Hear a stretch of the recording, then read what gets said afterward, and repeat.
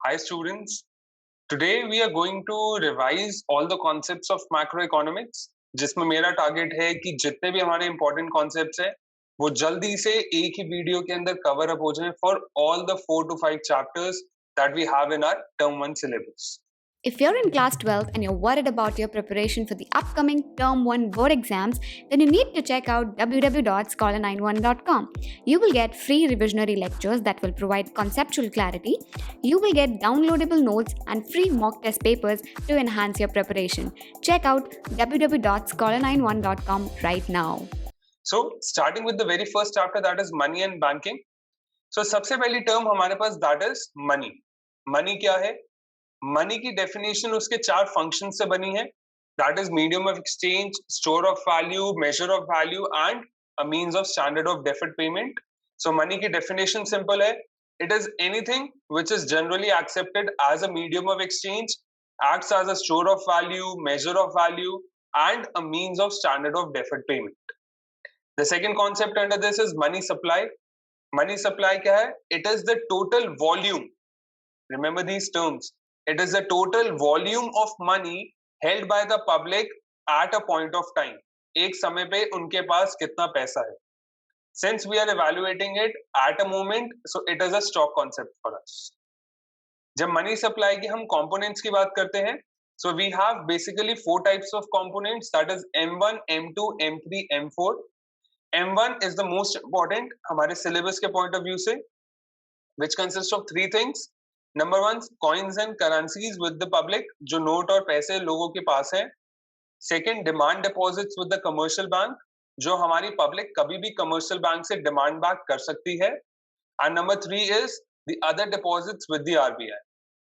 Then M2 के अंदर it consist of M1 plus the savings deposits with the post office savings bank. M3 consists of M1 plus net time deposits with the commercial banks. And M4 consists of M3 plus the total deposits with the post office savings bank. So इसके अंदर हम जब भी बात करेंगे सबसे important is M1, तो उस पर बहुत ध्यान देना. Secondly, हमें ये पता है जो करेंसी मनी है, जो हमारे पास जेब में कॉइन्स और नोट्स होते हैं, that is also known as the fiat money and the legal tender money. क्योंकि गवर्नमेंट ने इसको लीगली एक पहचान दी है that this will be accepted in the entire economy. हमारी पूरी डोमेस्टिक कंट्री, हमारी डोमेस्टिक टेरिटरी के अंदर इसे काउंट करेंगे. Then the next term is commercial bank. जो बैंक्स हम अपने आसपास देखते हैं, ये वो फाइनेंशियल इंस्टीट्यूशंस होते हैं जिनके 3 टास्क होते हैं: accepting deposits, advancing loans and making investments so as to earn profits. And similarly हमारे पास सेंट्रल बैंक होता है. सेंट्रल बैंक क्या होता है? जो हमारे पूरे मॉनेटरी स्ट्रक्चर को और हमारे बैंकिंग सिस्टम को रेगुलेट करता है, मॉनिटर करता है, सुपरवाइज करता है. इंडिया का central bank is reserve bank of India, that is RBI, जो एस्टैब्लिश हुआ था on 1 April 1935. This date is very important and the full form of RBI is also very important. Then we have the concept of money multiplier. इसमें क्या होता है? ये बताता है कि कैसे कमर्शियल बैंक्स डिपॉजिट्स एक्सेप्ट करके और लोन बांट बांट कर पैसा रोटेट करते हैं और उन पैसों की रोटेशन से कैसे वो मनी क्रिएट करते हैं. So we have an example जो हमने डिटेल में पढ़ा था अपनी, जब हमने डिटेल में चैप्टर रिवाइज किया था. सो हम इसके फाइनल कॉलम्स की वैल्यू कैसे निकालते हैं? अगर हम जल्दी से रिवाइज करें, इनिशियल डिपॉजिट 1000 आए, उसमें से 10% यानी 100 रुपए बैंक ने रखा, 900 रुपए लोन में बांट दिया. जो लोन में बांटा वो घूम के डिपॉजिट्स आ गए, फिर उसका 10% रखा और फिर बाकी का लोन में बांट दिया.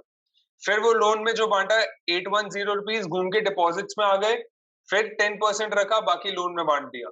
ये साइकिल चलती रहती है और इसके बेसिस पे we were able to create the total deposits, the total reserves and the total loans with the given formulas mentioned below. Money multiplier is 1 upon LRR. LRR क्या होता है? जो मिनिमम रिजर्व्स हमें मेंटेन करने होते हैं, थोड़े से अपने पास एंड थोड़े से आरबीआई के पास.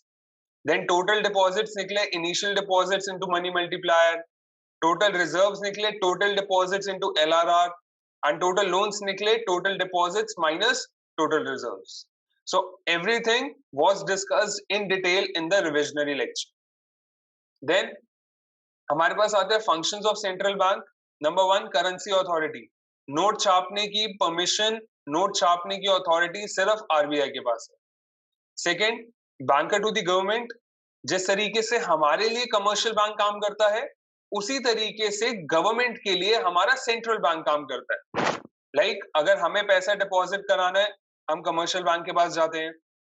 गवर्नमेंट को डिपॉजिट कराना है तो वो आरबीआई के पास जाएगा।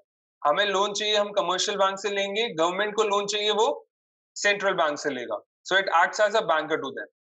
Along with that it acts as a fiscal agent, यानी जो गवर्नमेंट ने लोन्स ले रखे होते हैं उन्हें मैनेज करने का काम, किसको कितनी इंटरेस्ट देना है, किसको कितना इंटरेस्ट और लोन रीपे करना है, everything would be managed by the RBI. And third, it also acts as a fiscal advisor और अ फाइनेंशियल एडवाइजर कि बैंक को गवर्नमेंट को कभी भी किसी भी फाइनेंशियल हेल्प की जरूरत होगी, एडवाइस की जरूरत होगी, they will be approaching RBI for that. Then it acts as a bankers bank and supervisor. Bank का बैंक है हमारा कमर्शियल बैंक, यानी जिस तरीके से हमारे लिए कमर्शियल बैंक, उसी तरीके से कमर्शियल बैंक के लिए central bank.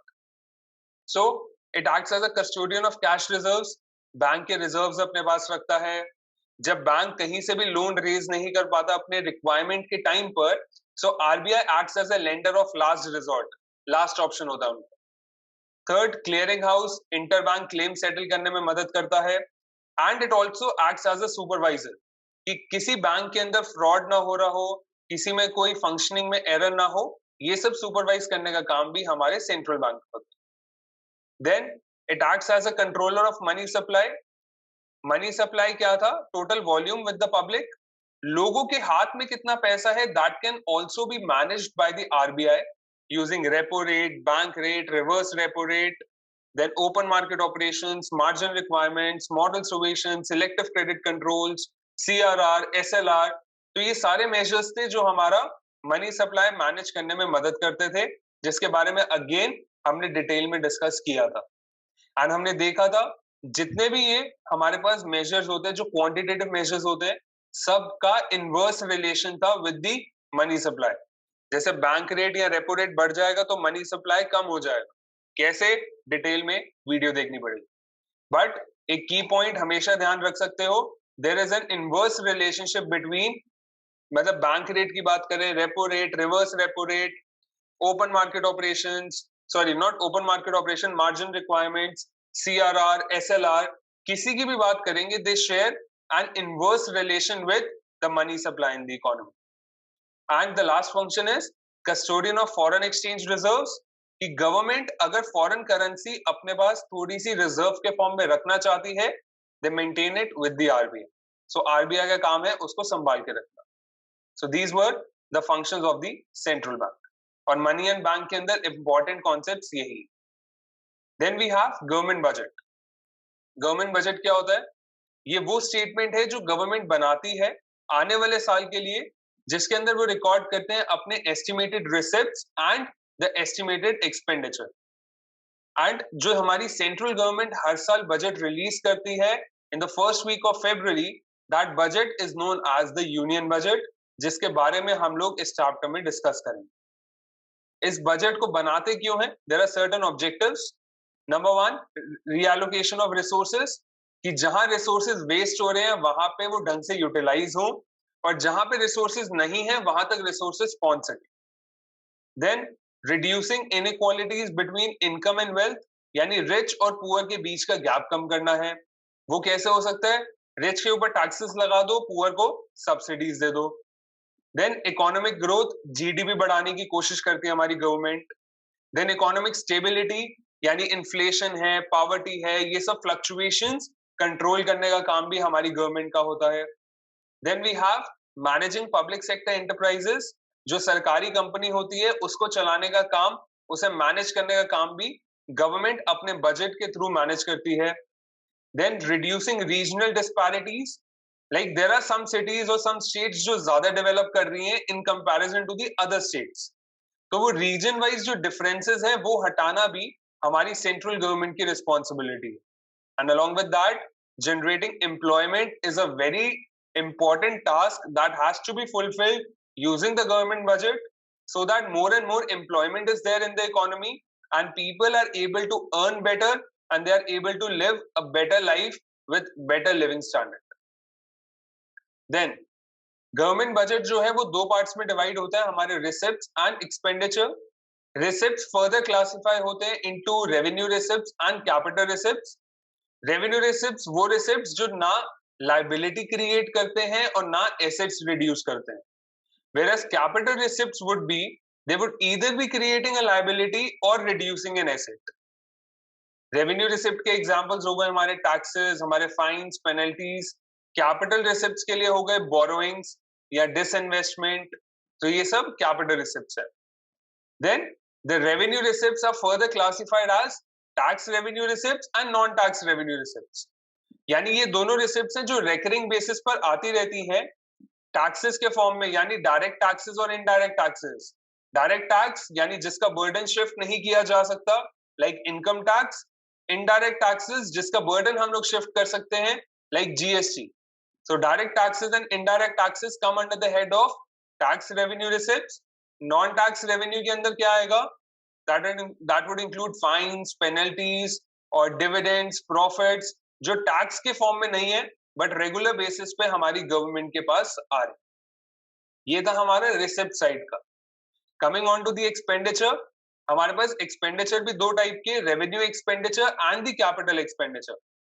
Revenue expenditure again recurring expenditure जो लगातार होता रहता है. This neither creates an asset nor reduces a liability. Example, सरकारी स्कूल है या सरकारी हॉस्पिटल है, वहां के स्टाफ को हर महीने सैलरी देनी होती है, so that would be a revenue expenditure for the government. Whereas capital expenditure, which would either create an asset or reduce a liability. जैसे फ्लाईओवर बनाना एसेट क्रिएट होगा, फिर किसी से लोन लिया हुआ था रीपे कर दिया, हमारी लाइबिलिटीज कम हो रही हैं. So these are non recurring in nature, once in a while होता है एंड हमारे एसेट और लाइबिलिटी को इम्पैक्ट करता है. Then we have the types of, अब टाइप्स भी क्या बोले, अगर हम गवर्नमेंट बजट की बात कर रहे हैं तो गवर्नमेंट के पास पैसा आता भी है, जाता भी है. जब आएगा ज्यादा और जाएगा कम, आया ज्यादा गया कम, गवर्नमेंट का फायदा, जिसे हम बोलेंगे it would be a budget surplus. Second possibility, जितना आया उतना गया, इक्वल है, so a balanced budget. Third possibility, आया कम गया ज्यादा, रिसिप्ट्स कम है, एक्सपेंडिचर ज्यादा है, गवर्नमेंट का नुकसान, जिसे हम बोलेंगे अ बजट डेफिसिट. जब हम बजट डेफिसिट की बात करते हैं, जब नुकसान की बात करते हैं, सो वो भी हमारे तीन टाइप के होते हैं.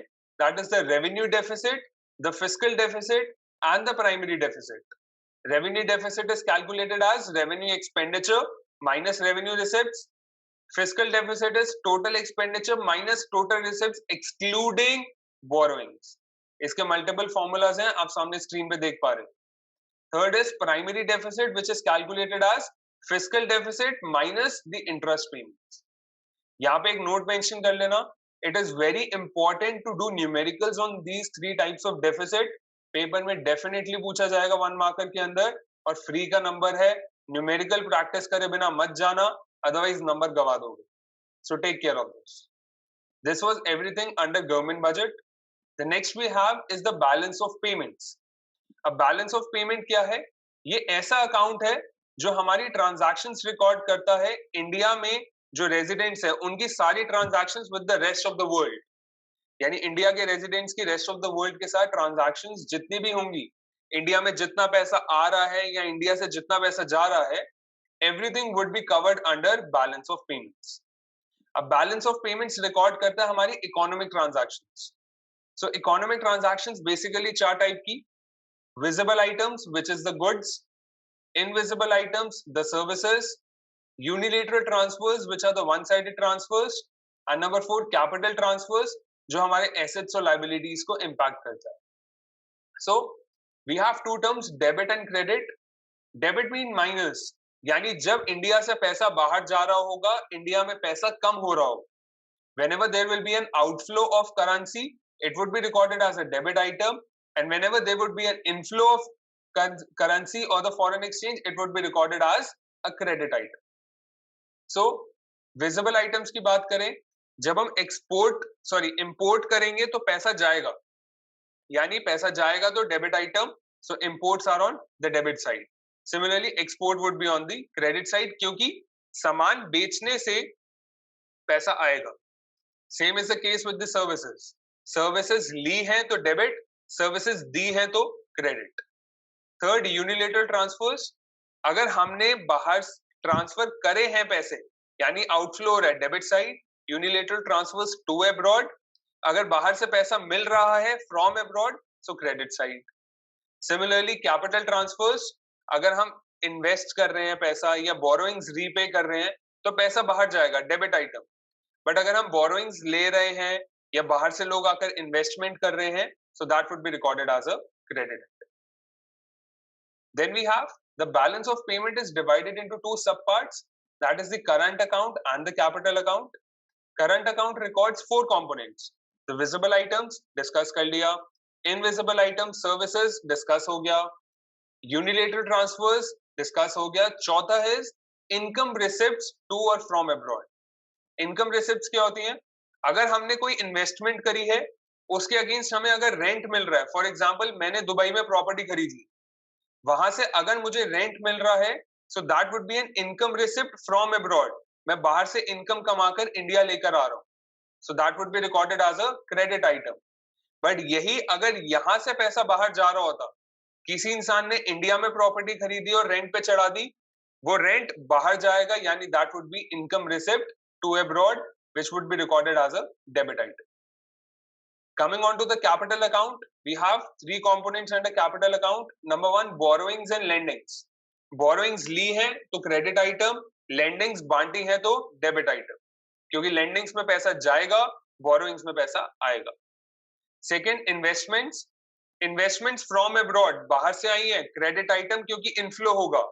Investments to abroad, outflow होगा तो debit item. Third is very important, change in the foreign exchange reserves. ये वो रिजर्व्स होते हैं जो हमारी गवर्नमेंट मेंटेन करके रखती है. अगर गवर्नमेंट के रिजर्व्स बढ़ गए, पहले से ज्यादा यूएस डॉलर है गवर्नमेंट के पास, यानी ध्यान से सुनना, इन डॉलर्स को बाय करने के लिए उन्होंने इंडियन करेंसी दी होगी. And all the transactions are recorded with respect to the Indian currency और द इंडियन फॉरेन एक्सचेंज. सो हम कह सकते हैं यहां से पैसा जाएगा to buy these reserves. So it would be recorded as a debit item. But अगर ये reserves कम हो रहे हैं, यानी we are selling out the currency and in return we would be getting our currency, so वहां पे हमारी currency का inflow होगा, so that would be recorded as a credit item. जो हमारा BOP account है, ये भी हमें surplus या deficit दिखा सकता है या balance भी दिखा सकता है. अगर पैसा गया ज्यादा है, आया कम है, तो हमारे लिए deficit है, नुकसान है. पैसा आया ज्यादा है, गया कम है, फायदा है, सरप्लस है. जितना गया उतना आया, यानी balanced BOP. So there are three possibilities. Then we have a term balance of trade. Balance of trade क्या है? It records the transactions related to the visible items only. कितना पैसा विजिबल आइटम से आया माइनस कितना गया. आएगा कब? When we are exporting. So exports of goods minus imports of goods will give us the balance of trade. And we can say balance of trade is a part of the current account of BOP. यानी BOT छोटा part है, BOP बड़ा part है. The last two terms under this chapter is autonomous transactions and the accommodating transactions. Autonomous transactions जो हम अभी तक बात कर रहे थे, which is done for some economic motive. But जो हमारा surplus और deficit आता है, उसको ठीक करने के लिए जो हम transaction करेंगे, that would be accommodating transaction. क्योंकि surplus होगा, हमारे पास extra पैसा होगा, we can invest that और we can repay our borrowings. अगर हमारे पास deficit होगा BOP में, so we would be in a need to borrow or we would invite other nations to come and invest in India. So that would be the accommodating items which would be taking place to correct the unfavorable balance of deficit and surplus. Deficit और surplus को ठीक करने के लिए जो transaction करेंगे, that would be recorded under accommodating transactions. Then we have जो autonomous transactions हैं, वो record होती है दोनों current account और capital account में, whereas accommodating only in the capital account. Autonomous transactions are also known as above the line transactions and accommodating transactions are also known as below the line transactions. इनके alternative नाम काफी important. Here we are done with BOP. We are going on to the last chapter, that is the foreign exchange rate, जिसमें तीन बहुत important terms हैं. Number one is foreign exchange. Foreign exchange is nothing but the foreign currency. जो हमारे लिए, for example, India के respect में बात करें तो इंडियन करेंसी को छोड़ के if we are talking about US dollars और कैनेडियन डॉलर्स, तो वो हमारे लिए फॉरेन एक्सचेंज है, यानी foreign currency. Then foreign exchange rate, वो फॉरेन करेंसी हमें किस प्राइस पे मिलती है, that is the foreign exchange rate.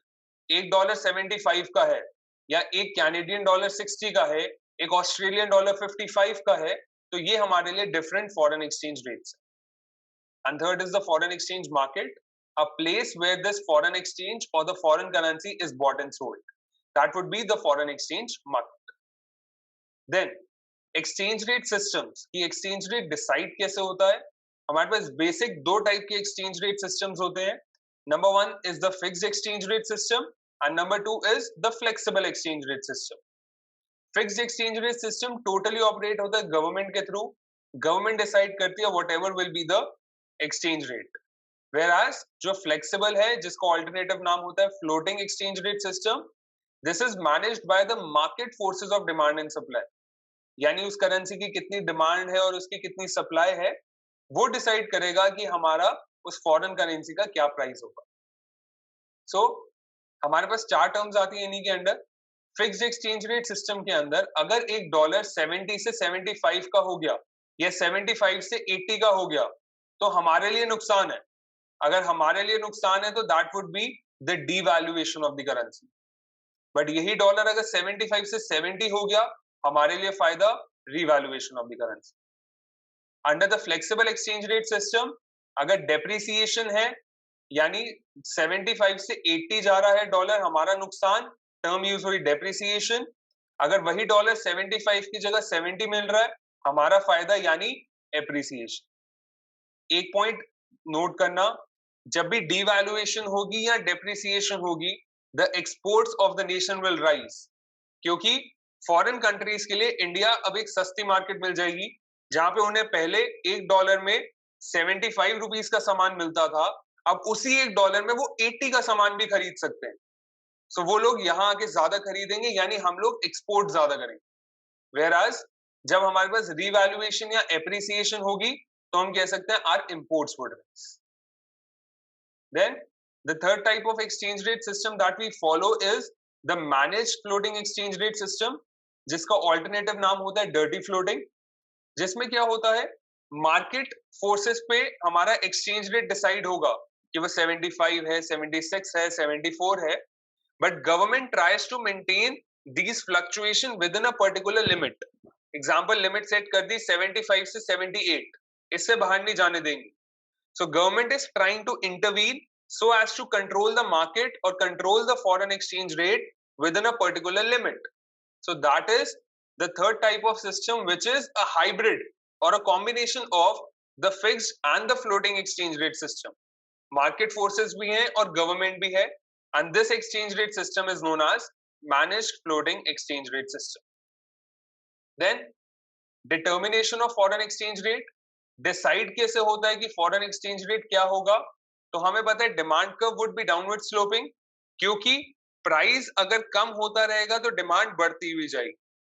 Supply would be upward sloping, कि प्राइस बढ़ेगा तो सप्लाई बढ़ेगी, जहां इंटरसेक्ट कर जाएगा we'll get the equilibrium, that would be the equilibrium exchange rate and the equilibrium quantity of the foreign exchange that would be traded in the market. Then हम लोग demand क्यों करते हैं फॉरेन एक्सचेंज, हमें foreign currency चाहिए क्यों? Goods import करने के लिए, सर्विसेज इंपोर्ट करने के लिए, टूरिज्म के लिए घूमने जा रहे हैं, यूनिलेटरल ट्रांसफर के लिए चाहिए, इन्वेस्टमेंट के लिए चाहिए, या फिर रीपे करना है अपना लोन, या स्पेकुलेशन के लिए चाहिए. वेयरएज हमारे पास फॉरेन करेंसी आती कैसे है, from where do we get the supply of foreign exchange, तो हम लोग कह सकते हैं जब हम एक्सपोर्ट करते हैं गुड्स एंड सर्विसेज तो आता है. बाहर से लोग अगर घूमने आ रहे हैं, बाहर से लोग यूनिलेटरल ट्रांसफर्स कर रहे हैं, बाहर से इन्वेस्टमेंट्स आ रही हैं, बोरोइंग्स आ रही हैं, या फिर स्पेकुलेशन है, तो वहां से हमारे पास पैसा आता है. Last thing, types of foreign exchange market. हमारे पास दो टाइप की होती है, spot market and the forward market. Spot market होती है जहां पर हम गए मार्केट में, अभी प्राइस पूछा, अभी प्राइस डिसाइड किया और फॉरेन करेंसी खरीद के आ गए। Price decided now, transaction done now, spot market. और जिस एक्सचेंज रेट पे करेंगे, जिस एक्सचेंज रेट पे वो ट्रांजैक्शन हुई, that is known as the spot rate. Whereas price अगर आज डिसाइड किया और ट्रांजैक्शन फ्यूचर में हुई, आज मैं गया लेने के लिए, प्राइस डिसाइड कर लिया, बोला 3 दिन बाद लेने आऊंगा। If the price is decided today and transaction is done in future, that would be known as the forward market. And the exchange rate which would be decided now to do the transaction in future, that would be known as the forward rate. And this is everything that we need to understand in our macroeconomics, and all the 5 chapters are covered in this video. So I request every one of you to do thorough revision for the entire syllabus at least 5 to 6 times. तभी जाकर छोटी छोटी चीज दिमाग में घुसेगी और हम MCQs अच्छे से अटेम्प्ट कर पाएंगे। MCQs कितने टाइप के हैं या फिर हमने उन्हें कैसे अटेम्प्ट करना है, उन सब के लिए वीडियोस बन चुकी हैं। So please do have a look on the website. कुछ भी मिस मत करना। छोटी छोटी टिप्स, ट्रिक्स या टेक्निक्स जो हैं वो आपके लिए काफी बेनिफिशियल हो सकती है। Right students, thank you so much for staying connected with us, and we wish you all the very best for your exams. Thank you, students.